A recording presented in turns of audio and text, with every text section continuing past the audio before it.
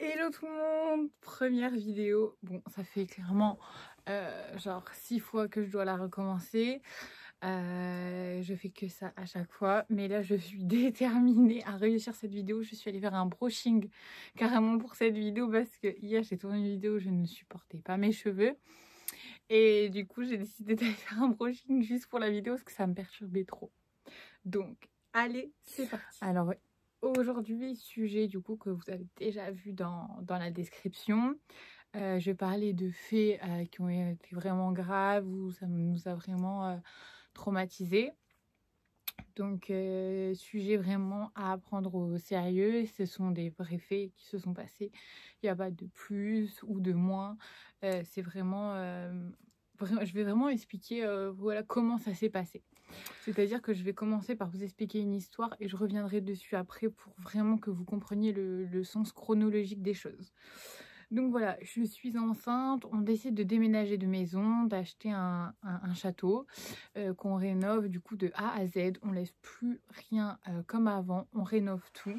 Et on se retrouve dans la maison à peu près 2 mois avant que j'accouche. Donc on rénove cette maison, on s'installe dedans, tout va pour le mieux. On est trop content de construire notre maison de famille.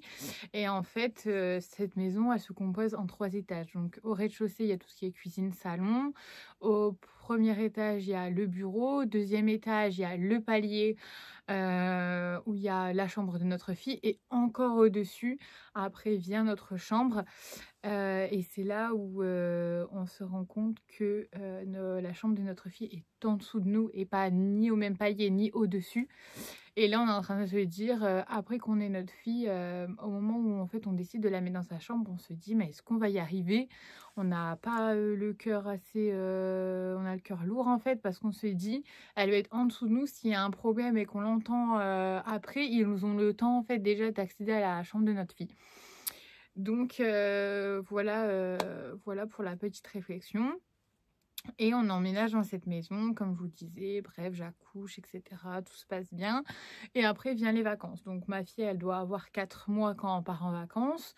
On décide de partir en vacances à Saint-Tropez avec des amis, sachant qu'on a une maison en fait à Cannes. Et je sais pas pourquoi cette année-là, on ne va pas dans notre maison. Je sais plus s'il y avait des travaux ou si il y avait quelqu'un dans la maison. Je ne me souviens plus trop de pourquoi on ne va pas dans cette maison. Donc je trouve une super maison, mon mari me demande de regarder, de trouver une super villa, parce qu'on est quand même 4 ou 5 couples. Donc voilà, je trouve une super maison qui convient à tout le monde. C'est un plein pied, donc avec les enfants c'est top, parce qu'il y a pas d'escalier, etc. Enfin voilà, on se sait les parents. Et on descend tous de notre côté avec nos voitures. Nous, on fait un voyage de nuit parce que forcément, on a notre fille c'est un tout petit bébé. Et la nuit, elle fait ses nuits complètes vu qu'elle a fait à peu près ses nuits à 2 mois et demi. Donc on fait la route de nuit. On arrive dans cette maison donc au petit matin. Et voilà, trop excitée de la maison, superbe vue mer, incroyable maison. On prend tous notre chambre, c'est un peu genre là les potes qui font comme dans les réalités où tout le monde court pour avoir la meilleure des chambres. Donc bien sûr, comme c'est nous qui avons loué la meilleure des, enfin la villa, c'est nous qui avons la suite parentale avec le dressing et tout, genre qui est juste incroyable. Et de ce fait, voilà, on va tout de suite à la piscine avec les enfants, enfin les mamans, les hommes ils vont faire des courses. Et dans cette villa, faut savoir qu'il y a donc moi et mon mari avec Mila, donc qui est ma fille. Il y a un autre couple d'amis avec leurs garçons et un autre couple d'amis avec leurs 2 enfants, une fille et un garçon. Plus tard, il y a un autre couple qui nous rejoint sans enfants. Et plus tard, il y a ma mère et mon beau-père qui nous rejoignent. Donc voilà, on va à la piscine. Les garçons, ils vont faire les courses parce que forcément, il n'y a rien. Et nous, on ne se voyait pas avec la chaleur, les bébés aller faire les courses. Donc hyper gentleman, ils vont faire les courses. Et on profite. Voilà, on profite de la maison sans se poser de questions. Et après, on va tous se coucher, tout le monde prend un peu ses marques. Il y en a voilà, qui restent dans le salon plus longtemps parce que les enfants ils sont couchés. Nous, on va se coucher parce qu'on est claqué de la route, on a voyagé de nuit et de ce fait, on n'a pas beaucoup dormi. Donc nous, on décide les premiers d'aller se coucher. Ensuite, il y a les deux autres couples qui vont se coucher. Et voilà, donc première nuit où on arrive dans la villa. Et là, au soir, j'entends un bruit dans la maison, mais je tilte pas trop. Je me dis, voilà, c'est la première nuit, c'est normal que je m'adapte au bruit de la maison, etc. Dans une maison, il y a toujours des bruits en général ou dehors.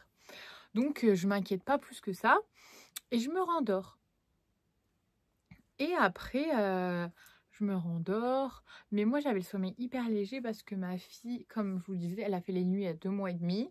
Mais elle a 4 mois, donc on est maman. On a toujours peur que voilà, notre fille elle respire plus, qu'il se passe quelque chose, qu'elle s'est retournée et qu'elle a le visage dans le coussin, enfin dans le matelas. Donc, sommeil hyper léger. Et comme mon mari sait que j'ai le sommeil hyper léger, lui, il a le sommeil hyper lourd. Donc, lui qui avait le sommeil pas du tout léger, qui se réveillait toutes les heures avant, lui, il ronfle toute la nuit carrément. Et là, j'entends mon parquet grincer dans ma chambre. Et j'ouvre les yeux. Et là, je vois un mec au bout de mon lit. Donc, je me demande dans un premier temps si c'est quelqu'un de la maison où on a pris les clés de voiture, où on a pris un sac par inadvertance, où il y a quelqu'un qui veut sortir, on n'en sait rien, un enfant qui est malade, ou quelqu'un qui a hyper mal à la tête, ou quelqu'un qui s'est coupé, qui veut aller aux urgences, on ne sait pas. On se dit peut-être c'est quelqu'un, enfin moi je me dis dans ma tête, peut-être c'est quelqu'un qui a voulu prendre nos clés de voiture pour bouger notre voiture et tout.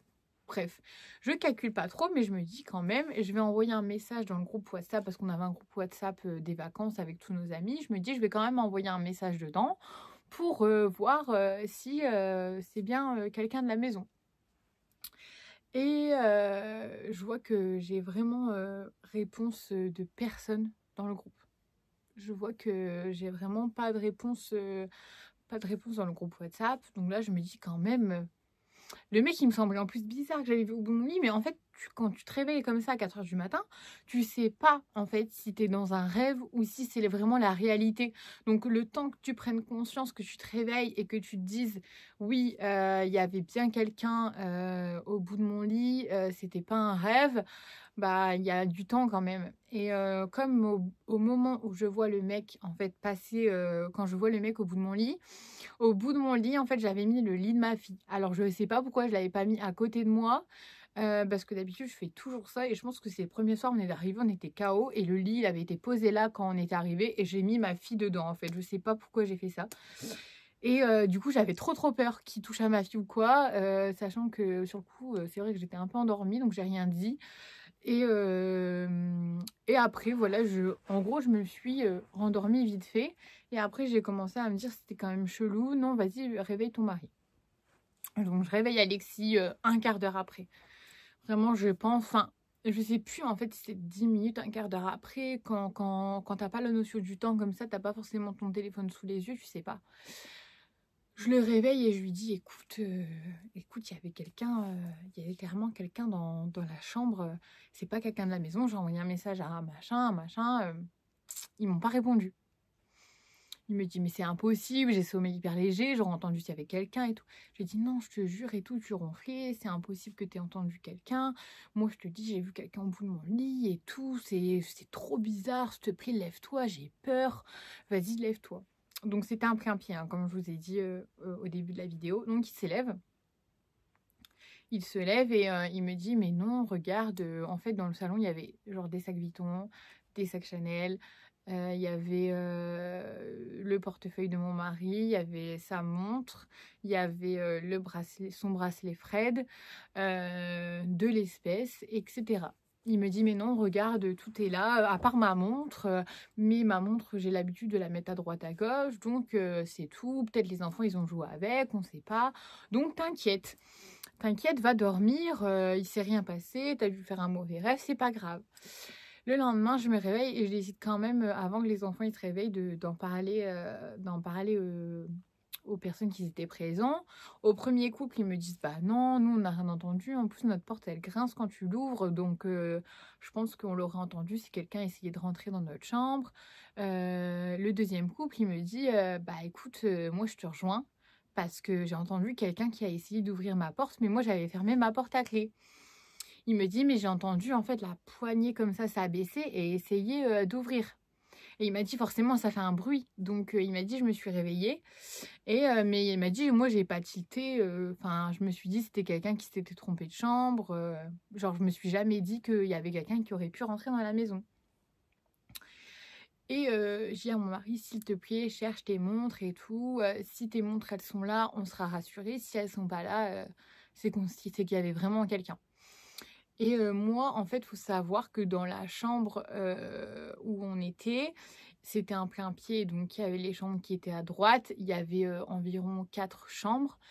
Et en fait, il fallait passer toutes les chambres donc du couloir pour arriver dans la nôtre. Et dans la nôtre, il y avait d'abord la salle de bain, ensuite la chambre. Et en fait, ça faisait un peu un L comme ça. C'était la salle de bain, la chambre et ensuite le dressing. Et du coup, il fallait faire passer devant le dressing, passer devant ma chambre, passer dans la salle de bain et ressortir. Et là, mon mari, il me dit, je sais plus si j'ai pris une ou 2 montres. Donc là, il y en a une que je retrouve pas. La deuxième, je sais pas si je l'ai prise. Demande à ta mère si, avant d'arriver en vacances, elle peut aller voir à notre maison. Voir si ma montre, elle est là-bas. Il m'a dit, sinon, c'est que je l'ai prise. Donc ma mère, elle y va et tout, ni une ni deux. Je lui dis, écoute maman, moi j'ai l'impression qu'on s'est fait cambrioler, etc. S'il te plaît, est-ce que tu peux aller voir? Donc bien sûr, elle y va, mais genre tout de suite, elle va voir chez moi. Et là, elle me dit, non, il n'y a pas sa montre, il n'y a même pas sa boîte, il n'y a rien. Et là, mon mari, il dit, ok, bah c'est bon, j'ai pas retrouvé ni la première ni la deuxième, il y a bien quelqu'un qui était là. Et là, tu te refais le film dans ta tête. Tu te dis, un mec, il était là. Le premier soir, on vient d'arriver en vacances. On doit passer de super bonnes vacances. On travaille toute l'année pour se payer des vacances. Et là, le premier soir, le mec, il prend un butin de 2 montres de luxe, de grande maison. Et là, tu te dis, putain, genre le premier soir, quoi. Non, enfin, voilà, tu te dis, ça promet, en fait, pour mes vacances. Le mec, il est rentré chez nous, enfin, rentré dans la maison. Il y avait ma fille au bout du lit. Enfin, tu te fais, mais tous les scénarios possibles et inimaginables. Et moi, je comprenais pas parce que je me dis, attends, il y avait ton bracelet Fred, il y avait de l'espèce, il y avait ton portefeuille, il y avait les sacs Vuitton, les sacs Chanel, il y avait plein de trucs, il a pris que les montres. Vraiment, je comprends pas. Je vais porter plainte parce que du coup, c'est moi qui ai vu la personne au bout de mon lit, donc c'est à moi d'aller porter plainte. Donc, je vais porter plainte à Saint-Tropez. Et, et là, le mec, je lui dis, mais est-ce qu'ils vont revenir en fait? Parce que, enfin, comment on peut être sûr qu'ils vont pas revenir? Comment on est sûr qu'on va pas se faire cambrioler une deuxième fois? Et le mec, il me dit clairement, mais ils vont revenir, madame. En fait, c'est une secte où, par exemple, il y en a un qui est intéressé par les montres. Il va prendre les montres et il va dire à son collègue, bah voilà, là-bas, il y a de la maroquinerie, tu peux aller choper la maroquinerie. Donc, on avait payé très très très cher la villa pour 2 semaines. On venait juste d'arriver, on venait de s'installer. Il y avait encore des couples d'amis qui devaient arriver. Donc, on se dit, bah, on va appeler l'agence qui nous a loué la maison. On va leur expliquer le problème et ils vont nous trouver une solution en fait. Parce qu'il n'y avait pas de caméra, il n'y avait pas d'alarme. Enfin, non, en fait, c'est inadmissible d'une maison à ce prix-là dans cette à Saint-Tropez où il n'y a pas de protection, rien du tout. Au bout d'un moment, c'est pas normal en fait. Enfin, tu payes un prix de la villa, ok, tu payes l'emplacement, mais tu payes aussi un service. C'est pour ça d'ailleurs que tu passes par une agence pour moi. Et là, la meuf, on l'a prévenu au matin, elle nous répond pas. On lui dit, écoutez, bonjour, on s'est fait visiter cette nuit, merci de nous trouver une solution. Il n'y a pas de caméra, il n'y a pas d'alarme. Nous, on a loué une maison avec des enfants. On n'est que des familles, donc nous, on va pas rester dans une maison où on s'est fait cambrioler et en plus la police vient de nous dire qu'ils allaient revenir. Donc merci de nous trouver une solution. Et la fille elle répond pas. Elle répond pas, mais entre-temps, comme j'ai porté plainte avec mon mari et tout, on calcule pas trop l'agence. On se dit, nous, notre priorité, c'est d'aller porter plainte, de prévenir les autres, etc. Donc, on calcule pas trop. Mon mari la rappelle à 20h30 et il lui dit, mais en fait, enfin, t'as pas eu mon message, c'est quoi ton problème? Tu me réponds pas, je te dis qu'on s'est fait visiter, je te demande si la maison elle a déjà été cambriolée, j'attends moi. une réponse d'une agence. Tu as été hyper réactive quand je t'ai demandé pour louer la maison et là, tu es plus réactive quand je te dis qu'il y a un problème en fait. Et la fille, elle répond clairement, je suis plus disponible après 20h30, faudra voir ça demain. Alors là, fallait vraiment pas dire ça à mon mari. Il a commencé à péter un câble, à lui dire écoute, si tu me trouves pas une solution, vraiment, je casse tout dans la maison. La caution, tu peux clairement la garder, mais tu me laisses pas dans la merde, en fait, comme ça, avec des enfants sous le bras. On vient de se faire cambrioler le premier soir. Enfin, non, c'est juste pas possible. Donc, soit tu me trouves une autre villa, soit tu me trouves une solution, mais clairement, dépêche-toi parce que on vient d'arriver le premier jour, c'est inadmissible. Et en plus d'avoir une réponse comme ça d'une agence, c'est inadmissible. Et elle en avait rien à faire. Donc mon mari, il essaye de trouver le numéro du directeur de l'agence. Il le trouve. Il l'appelle, il lui dit oui, votre collègue, voilà, elle en a rien à faire de notre histoire, elle nous laisse clairement se débrouiller. Ça lui fait ni chaud ni froid qu'on s'est fait cambrioler. Ils sont rentrés chez nous, il n'y a pas de caméra, il n'y a pas d'alarme. Et en fait, on se rend compte, attendez, hein, ça c'est le pire, on se rend compte qu'aucune baie vitrée de la villa ferme. C'est-à-dire que nous, on avait une baie vitrée dans notre chambre qui ne fermait pas. On avait la baie vitrée de la salle de bain qui ne fermait pas. On avait la baie vitrée du salon qui ne fermait pas. Donc là, on se dit, oh mon Dieu, en fait, ils peuvent rentrer de notre chambre. En fait, ils peuvent rentrer. On avait des volets, donc on fermait les volets. Mais on se dit, le soir, si on veut sortir et tout, en fait, on va se faire tout cambrioler, quoi. Un volet, ça prend 3 secondes à soulever. Et oui, du coup, voilà, le directeur de l'agence nous dit je reviens dans 48 heures, vous trouvez une solution, soit je vous trouve une autre maison, soit je vous trouve une solution, ne vous inquiétez pas. Donc mon mari, très content, il se dit ça y est, j'ai quelqu'un de compétent en face de moi, parce que l'autre de l'agence, clairement, c'est vraiment pas sympa ce qu'elle fait, c'est vraiment pas cool, au prix de la vie là, ça devrait même pas arriver des problèmes comme ça. Et on décide quand même d'aller acheter des sangles, etc. pour mettre autour des baies vitrées qui ne ferment pas. Et on décide, comme on avait des bébés, on décide, moi et ma copine, de mettre des caméras bébés. Donc elle met une caméra bébé au niveau de la baie vitrée du salon. Et c'est une caméra bébé détection de mouvement. Et elle a sur son téléphone, elle voit la caméra, elle voit le retour de caméra. Et moi, je mets une caméra bébé pareil, mais au niveau du pied de ma chambre. Parce que comme il s'était mis dans ma chambre, c'était normal. Donc, je mets vraiment une caméra, en gros, si tu ouvres la porte, il y a une détection de mouvement. Mais on avait fermé notre porte et Mais j'avais fermé la porte et j'avais mis une chaise derrière la porte par peur. Et j'avais vraiment baissé tous les volets, mais il n'y avait pas de volet dans la salle de bain. Il n'y avait pas de volet, la baie vitrée, elle était ouverte. Donc, on avait mis des bouts de bois dans les rails pour que s'ils essayent de forcer, on entende. Mais vous imaginez pas le cauchemar de vivre ça en vacances, premier jour, deuxième jour, tu fais ça et tu dors plus de tes nuits. Enfin, en plus, moi, je dormais plus de mes nuits. J'avais vu le mec au bout de mon lit, c'était traumatisant pour moi. Quelqu'un qui l'a pas vu, il va pas réagir de la même manière. Donc les jours se passent, enfin le premier, le deuxième jour se passent, le troisième jour, tous les soirs, on regarde bien si tout est fermé, si les sangles sont bien mises, les bouts de bois sont bien mis, on fait vraiment attention à tout dans la maison. On met les caméras bébés et on attend toujours la réponse du directeur de l'agence qui doit nous donner une réponse sous 48 heures. Donc là, c'était un peu hors délai. Mais on attend, on sait qu'il va nous trouver une solution. Il nous avait vraiment rassurés. Donc on sait qu'il va nous trouver une solution. C'est une question de jour. Et à 4h du matin, donc ma copine, elle a une détection de mouvement sur sa caméra, mais elle voit rien. Elle voit rien. Et elle dit à son mari, non, c'est bon, t'inquiète, il y a une détection de mouvement, mais on voit rien. À mon avis, c'est un chat, c'est un oiseau. Et son mari lui dit, non, non, vas-y, donne-moi la caméra, je vais regarder. Et là, il voit un flash. Je vous jure, j'ai la chair de poule en racontant cette histoire, tellement c'est horrible. Et il voit un flash et un mec qui est en train d'avoir pris un pied de biche, hein, je pense, et qui est en train de faire ça comme ça. Et qui allait couper les sangles. Parce qu'il arrivait, il y avait quand même un jus, en fait. Parce que les sangles, voilà, ça fait rien. Et là, il voit ça et il n'a pas le temps, en fait, d'envoyer un message dans le groupe en mode « il y a quelqu'un ». Parce que là, c'est une question de temps et il n'est pas encore rentré, il est en train d'ouvrir. Donc là, ni une ni deux. Il avait mis aussi, lui, une chaise derrière sa porte. Il avait fermé sa porte à clé, mais on l'entend, en fait, nous, parce que c'était la chambre juste à côté. On entend qu'il dégage sa chaise, qu'il ouvre la porte et il crie « au voleur, au voleur et tout, pour que tout le monde, pour que la villa se réveille. Mon mari, ni une ni deux, bim, la chaise, la porte, ils courent, les deux, ils courent dans le jardin essayer de rattraper le mec. Mais le mec, clairement, il avait un coup d'avance, il nous avait entendu, il n'était pas encore rentré, donc c'était sûr.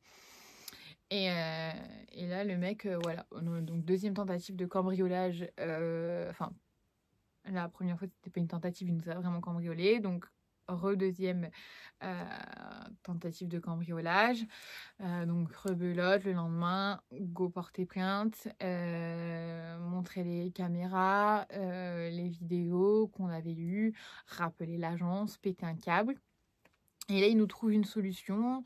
Ils nous ont pas trouvé d'autres villas parce que forcément, c'est Saint-Tropez, tout est complet. C'est juste pas possible de trouver une villa en période où on était. Donc, il nous met un gardien de nuit pendant 15 jours. Oui, parce qu'on est resté 15 jours. Il nous met un gardien de nuit qui clairement nous escorte jusqu'à nos voitures le soir parce qu'on avait la villa, le parking devant, mais il nous escorte quand même à nos voitures au cas où quelqu'un qui nous attendrait. Il fait le tour toute la nuit, donc il reste à peu près de 21h à 7h du matin. 7h du matin. Voilà, il reste toute la nuit à faire le tour de chez nous. Oh, c'est un Tchétchène, hein, donc il était champion du monde de je sais plus quoi. Et donc on a ça pendant 15 jours. Donc imaginez quand même le stress. On est même dehors sur la terrasse, on a quelqu'un qui est là pour surveiller. Les garçons, ils avaient pas peur, hein. Ils étaient pas... Enfin, ça leur faisait pas peur en fait. C'était plus pour nous, les femmes, pour être rassurées. Parce que moi, je dormais plus de mes nuits. Mes vacances, elles s'étaient gâchées. Surtout que j'avais besoin de sommeil parce que tu viens d'avoir un enfant. C'est là où tu as besoin de sommeil. Surtout si ton enfant, elle fait ses nuits, etc. Tu as besoin de dormir. Je ne dormais pas. Je ne dormais pas. Et en plus, quand j'avais été porter plainte, il m'avait dit le soir, c'est quand même plus rare. C'est la journée qu'ils viennent. Quand vous êtes à la piscine, ils viennent dans votre maison. Comme tout le monde est à la piscine, enfin, vous voyez pas forcément qu'il y a quelqu'un. Donc, ce qu'on faisait, c'est qu'à tour de rôle, il y a toujours quelqu'un qui restait dans la maison, une qui allait dans la piscine, une qui restait dans la maison avec les enfants, l'autre, elle allait dans la piscine. Et voilà, on faisait ça toutes nos vacances. Donc ça nous a clairement gâché nos vacances. Mais après, bon, voilà, c'était une good vibes, bonne ambiance. Donc ça a été. Mais franchement, moi, j'ai eu super peur. C'était la première fois que ça m'arrivait. Et le pire, c'est que les drames ne s'arrêtent pas là. Les drames ne s'arrêtent pas là, on rentre de vacances.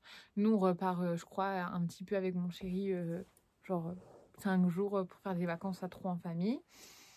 Et après, on rentre à la maison. On rentre à la maison. Et donc, super content parce que, en fait, quand on a eu la maison, j'ai accouché et on n'est pas forcément resté longtemps dedans. On avait fait une super piscine et tout. Donc, on était trop contents qu'il fasse super beau et on voulait profiter de la maison. On fait mon anniversaire donc à cette maison-là et 2 jours après mon anniversaire, je crois, c'était en pleine semaine à 5h30, donc horaire très, très chelou. 5h30, on entend l'alarme sonner de notre maison. Et on a directement le réflexe de se réveiller, mais en fait, on avait des capteurs à l'extérieur de la maison qui de temps en temps buguaient. Donc ça arrivait que voilà, l'alarme elle sonnait, etc. Ça pouvait arriver. Ça pouvait arriver, franchement. On a eu beaucoup de fois des capteurs comme ça qui sonnaient parce qu'il y avait des bugs. Donc ça nous inquiète pas trop. Moi, je me rendors, je dis à mon mari, laisse tomber, il n'y a rien. Et là, la télésurveillance qui nous appelle en nous disant, tout le temps la télésurveillance, elle t'appelle quand ton alarme elle sonne. Et là, elle nous dit, il y a 3 individus chez vous. Ah là là, mais j'ai des frissons en racontant cette histoire, je vous jure, j'ai la chair de poule, c'est juste horrible. Et là, 3 individus chez vous. Mais nous, on regarde les caméras, on voit rien en fait. Et on se dit, on n'a pas de caméra à l'intérieur, donc ils sont à l'intérieur. Et en fait, dans la maison, on a des fumigènes, c'est-à-dire que les fumigènes, par exemple, c'est des boîtes comme ça qui sont branchées directement et fixées au mur. Et s'il y a un capteur, parce qu'en fait, on a des capteurs au niveau des portes de toutes les portes de la maison. Et si il y a une porte qui est ouverte de l'extérieur ou même de l'intérieur, que le capteur, que l'alarme est mise et que le capteur sonne, les fumigènes se déclenchent. Et là, tous les fumigènes de la maison se déclenchent. Et là, on se dit, ils sont rentrés. Voilà, ils sont rentrés dans la maison. Si les fumigènes sont déclenchés, ils sont rentrés. Donc, moi, je commence à pleurer, mais toutes les larmes de mon corps. Je dis, le cauchemar n'est pas terminé. On ne peut pas se faire encore cambrioler 3 fois en même pas 2 mois. Mais c'est quoi ce bordel? Mais pourquoi on a la poisse comme ça? Qu'est-ce qu'on a fait à Dieu vraiment pour mériter ça? Du coup, la police, tant qu'elle arrive, il y a pour une demi-heure la télésurveillance. En fait, ils appellent déjà la police quand ils voient ça. Et nous, on est dans une campagne un peu paumée. Et au bout d'une demi-heure, la police, elle arrive parce qu'en fait, elle fait 30 km à la ronde et que du coup, il n'y a pas de police à proximité. Donc, une demi-heure. Donc, tu as le temps de stresser une demi-heure. Tu sais pas si les mecs qui sont dans ta maison. Tu sais pas si t'ont cambriolé ce qu'ils t'ont pris. Tu sais pas qui c'est, comment la scène s'est passée, etc. Donc après, moi, je revisionne les caméras. Nous, on n'a rien vu parce qu'en fait, on avait un étage sécurisé. Donc, dans tous les cas, ils ne pouvaient pas accéder à notre chambre. Enfin, rentrer dans ta chambre et rentrer chez toi. Enfin, en fait, on avait peur qu'ils nous dégradent la maison. On est juste de la terminer. On avait peur qu'ils nous veulent des choses. C'était sûr. Après, tant qu'il nous arrive rien à nous, enfin, voilà. Mais c'est toujours le fait de saboter. On est déjà se faire cambrioler dans le sud. Et puis, on avait peur qu'ils nous attendent, quoi. On avait peur qu'ils nous attendent derrière notre porte. Tant que la police, elle arrive, voilà, quoi. Il y a du temps. Et quand je revisionne les caméras, là, c'est la descente aux enfers pour moi. Parce que là, je vois les mecs qui sont cagoulés, armés, cordes, bombes lacrymo. Donc là, en fait, c'était pas du tout un cambriolage, c'était une séquestration. C'est-à-dire qu'un cambriolage, en général, ils veulent pas... un cambriolage, en fait, en général, ils ne font pas de bruit. Donc, comme on a eu dans le sud, ils n'ont pas voulu faire de bruit. Et là, on se retrouve... Enfin, je vois ça, en fait. Je vois ça, et là, tu te dis... mais c'est quoi la prochaine étape s'ils n'ont pas réussi à rentrer? Ils vont m'attendre dès que je rentre chez moi, ils vont me mettre un flingue dessus, en fait. Et une séquestration, c'est juste horrible de se dire les mecs, ils étaient prêts à nous torturer. Et là, ils viennent nous cambrioler, en plus, à 5h30. Donc là, beaucoup de questions qui se posent parce que 5h30, 6h, parce qu'ils nous avaient... Donc je revisionne parce que je dis à mon mari, ils ont clairement dû nous suivre, en fait, pendant plusieurs jours pour voir nos habitudes de vie, etc. Parce qu'il y a plein de gens qui peuvent partir au boulot à 6h du matin. Surtout que mon mari, c'est un bosseur à mort, donc c'était tellement probable qu'il parte à cette heure-là. Et d'ailleurs, des fois, il part à cette heure-là. Donc, on s'est dit, mais voilà. Donc, je revisionne les caméras. Je dis à mon mari, moi, je revisionne les caméras tous les jours, heure par heure, date par date, pendant une semaine. Et là, tous les jours, je les vois devant chez moi. Tous les soirs, je les vois devant chez moi, regarder si nos lumières elles sont allumées, regarder à travers notre portail, regarder si nos voitures elles sont là. Et là, le stress, la boule au ventre, tu te dis, genre il s'est passé tout ça, mais c'est trop traumatisant et on s'imagine pas comment ça peut être traumatisant. Et en fait, l'ancien propriétaire de cette maison s'était déjà fait cambrioler et je pense clairement que c'est les mêmes. Parce que je vous explique la scène. Ils sont passés par... donc là, c'est la maison. Et ils sont passés par chez notre voisin. Donc, de chez le voisin, ils ont contourné comme ça notre jardin pour que... je sais pas si ça vient, mais pour que les capteurs du jardin sonnent. Et les capteurs du jardin, ils ne sonnaient pas dans la maison. C'est quand les capteurs de la terrasse sonnent, ça sonne dans la maison. Et les parce que le terrain faisait 1 hectare et ça arrivait, comme je vous disais, qu'il y avait des bugs. Donc on avait séparé l'alarme du jardin et l'alarme de la maison. Mais l'alarme de la maison, ça périphérait autour de la terrasse. Et eux, ils ont contourné ça. Donc on ne sait pas s'ils savaient ou pas, mais ils ont contourné. Et en fait, ma maison, il y avait 4 portes ici, 4 portes ici. De chaque côté. Ici, il y avait la piscine, là, il y avait la terrasse et la maison. Et on ne sait pas pourquoi. Enfin, je veux dire, quand tu passes chez le voisin comme ça, tu vas aux premières portes. Et eux, ils sont même pas allés à la porte d'entrée. Ils sont allés aux portes de la cave, alors que la cave, elle était tellement grande, genre, elle fait toute la maison, que la porte de la cave, il y en avait une de ce côté et il y en avait 2 de l'autre côté. Ils sont allés de l'autre côté. Et l'ancien propriétaire, ils étaient passés de l'autre côté. Donc, ils ont voulu défoncer la porte de la cave. C'est là où les fumigènes, ils se sont actionnés. Les alarmes, elles se sont déclenchées de la maison. Ils n'ont pas réussi. Donc ils sont montés sur ma terrasse.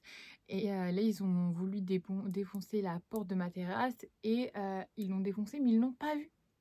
Ils l'ont pas vu en fait. Et là, ils ont vu les fumigènes et tout. Ils se sont dit, ok, bah vas-y les gars, laissez tomber, c'est mort. Et ils sont repartis, mais genre en mode bras ballants. Tout va bien. On sait que la police, elle va pas arriver maintenant. Enfin, genre rien à faire, rien à faire. Ils sont venus comme si, bah, ça se voyait que c'était des gens qui avaient l'habitude. Voilà, mais ils sont venus comme si rien s'était passé. Et on a leur visage en photo. Des empreintes d'eux parce qu'ils n'avaient pas de gants et leur visage parce qu'en fait au moment où ils sont venus sur notre terrasse, nous on avait un appareil photo pour ce genre de problème qui prend en photo tout de suite quand il y a l'alarme qui sonne et on a leurs photos. Leur visage, on les a, ils avaient que des masques Covid. Mais vous savez, les masques Covid de travail, genre qui font un peu canard, pas des masques Covid comme ça. Donc en fait, on voyait le mec, il avait une barbe, comment il était, ils étaient trois, et on voyait comment ils étaient en fait. Et on a montré la photo à la police, ils ont rien fait. Genre, j'ai même pas souvenir qu'ils ont pris la photo. Hein. J'ai pas souvenir qu'ils ont pris la photo. Ils ont rien fait. Ils sont venus faire des relevés d'empreintes. C'est tout. Et notre dossier, enfin, perdu, jeté à l'eau en fait. Pas une nouvelle, alors qu'on a, la photo de ces gens-là. Mais comme c'est juste une tentative de cambriolage, qui sont pas rentrés, bah, je pense que du coup, voilà, ils prennent pas ça au sérieux. Mais c'est sérieux pour des gens comme nous. Enfin, je veux dire, t'as peur en fait. T'as peur que le mec, dès que tu rentres chez toi, bah finalement il est caché dans un buisson parce qu'en plus en face de chez moi il n'y avait pas de voisins. Donc t'as peur en fait et tu te dis, bah le mec il connaît ma voiture, peut-être qu'il me suit, peut-être qu'il sait où je vais la journée. Toi t'es avec ton bébé, t'as peur pour ton bébé aussi, t'as plus peur pour ton bébé que pour toi dans ces moments-là. Tu te dis mais ils vont prendre ton enfant pour te menacer. De toute façon dans 99% des cas ils prennent les enfants pour menacer.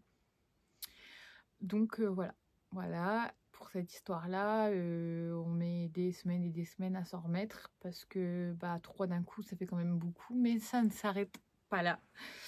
Ça ne s'arrête pas là parce que peut-être 3 ou 4 mois après, à 22h du soir, je dis à mon mari dormait. Et moi, je dis, bah, il n'y a plus d'électricité, j'étais en train de regarder la télé, et là, plus de courant. Mais ça arrivait souvent, ça aussi. Parce que je vous dis, c'était un château qu'on avait rénové, et l'électricité, on l'avait refait, mais on avait gardé encore des trucs de l'ancien propriétaire. Du coup, souvent, c'était un peu galère, l'électricité, elle sautait, il y avait trop de lumière dans le jardin, trop de lumière allumée dans la maison. Bref, les soucis quand tu as des grosses maisons comme ça, c'est toujours les mêmes. Et il me dit, mais t'inquiète et tout. Et moi, en fait, comme j'ai développé un peu un stress qui a eu tous les cambriolages, tous les soirs, avant de m'endormir, je regardais les caméras extérieures de la maison pour voir s'il n'y avait pas une voiture qui regardait. Je regardais à l'heure où ils étaient venus tous les soirs. À 4h du matin, je me levais pour regarder. À 5h du matin, je me levais. Je me levais vraiment tout le temps pour regarder les caméras. Et là, je me dis, Alexis, il n'y a plus les caméras non plus.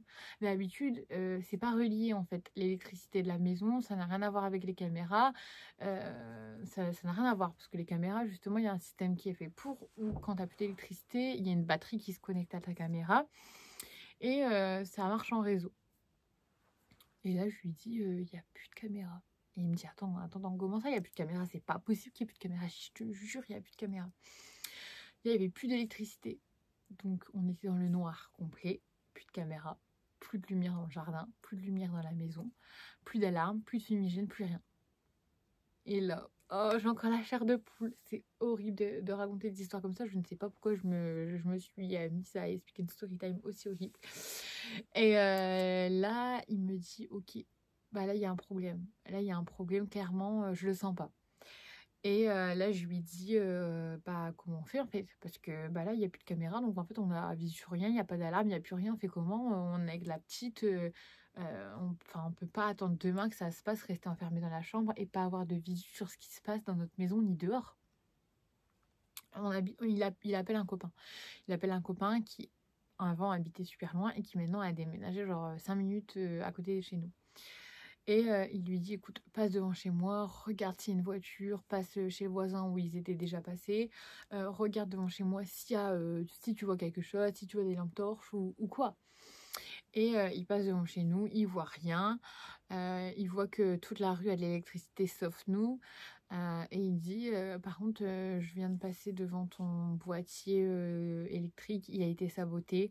Je sais pas comment ça s'appelle, les antennes, vous savez, qui font le réseau. Il y avait les caméras qui étaient rebranchées dessus avec un système pour se connecter, quoi, pour avoir internet avec les caméras.